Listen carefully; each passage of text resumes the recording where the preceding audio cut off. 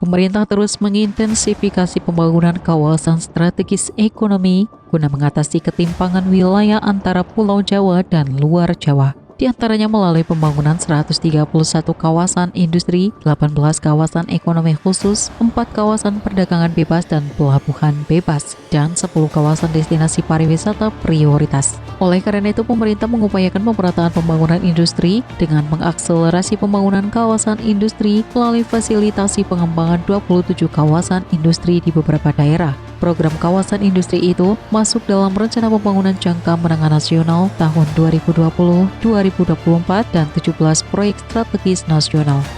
Kalau kita terus-teruskan, kita nggak bangkit dari tidur kita tidak bangun, bangkit, membangun, bisa-bisa kita kalah nanti dengan Laos, dengan Kamboja. Hati-hati ini. Apa yang menjadi kelemahan-kelemahan kita ini harus segera dibenahi dan diperbaiki. Urusan perizinan-perizinan yang terlalu lama. Tunggu akhir Maret ini semuanya akan saya obrak-abrik. Saya mulai nggak sabar. Ngurus izin sama berbulan-bulan, bertahun-tahun. Siapa yang mau datang ke Indonesia? Siapa yang mau investasi ke Indonesia?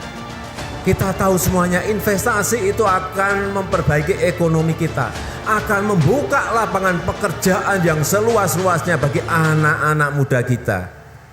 Salah satu kawasan ekonomi khusus atau Special Economic Zone yang telah dikembangkan adalah KEK Gresik, Jawa Timur yang telah beroperasi pada 20 November 2022. Kawasan tersebut memiliki kegiatan utama di bidang industri metal, smelter, industri elektronik, industri kimia, industri energi, dan logistik. Tentunya, KEK Gresik diproyeksikan mampu menjadi pusat perekonomian baru bagi Provinsi Jawa Timur dan sekitarnya. Dengan beroperasinya KEK Gresik tersebut, turut memberikan dampak positif bagi para pelaku usaha di KEK Gresik berupa hak pemanfaatan fasilitas dan kemudahan ultimate yang menjadi kekhasan dari KEK. Adapun fasilitas fiskal yang bisa dimanfaatkan diantaranya tax holiday, tax allowance, bebas bea masuk, dan lain-lain. Sedangkan untuk fasilitas non-fiskal dapat berupa fasilitas di bidang ketenagakerjaan, pertanahan, keimigrasian, kemudahan lingkungan hidup, serta dukungan infrastruktur yang terintegrasi. KEK Gresik berada di kawasan Java Integrated and Industrial Port Estate yang dibangun pada lahan seluas 2.167 hektar tersebut diharapkan dapat berkontribusi bagi perekonomian nasional. Java Integrated and Industrial Port Estate adalah kawasan terintegrasi pertama di Indonesia dengan total area 3.000 hektar yang terdiri dari kawasan industri, pelabuhan umum multifungsi, dan hunian berkonsep kota mandiri.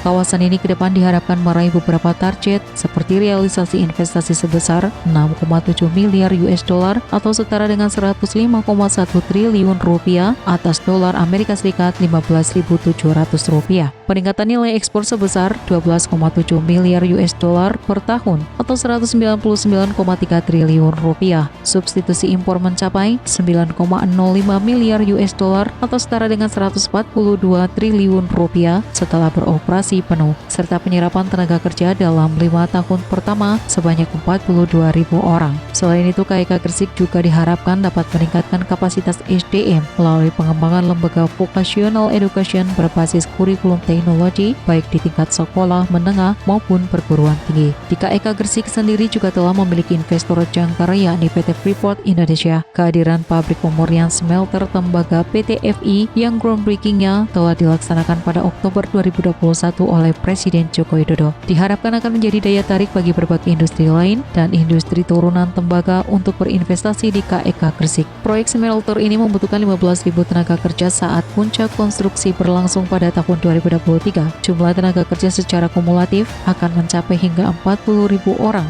Ditargetkan progres pembangunan smelter di Gresik bisa mencapai 50% pada akhir 2022 ini. Menelan biaya hingga 1,6 miliar US dollar atau setara dengan 25 triliun rupiah dari total investasi 3 miliar US dollar atau setara dengan 47,1 triliun rupiah.